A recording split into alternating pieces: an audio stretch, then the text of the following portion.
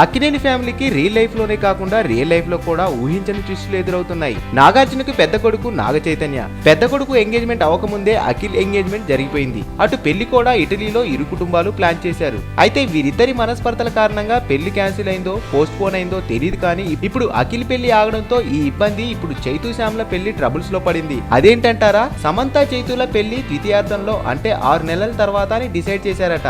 అఖిల్ మూడీగా ఉండడం, love fail అని Akhil disturb గా ఉండడం లాంటివి లేకుండా చూసుకుంటున్నారు.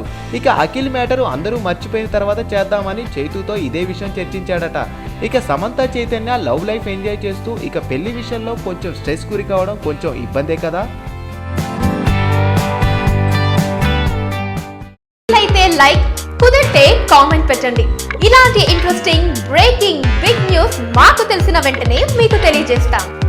దీనికి మీరు చేయవలసిందల్లా ఇక్కడ కనిపిస్తున్న సబ్స్క్రైబ్ బటన్ ని నొక్కి సబ్స్క్రైబ్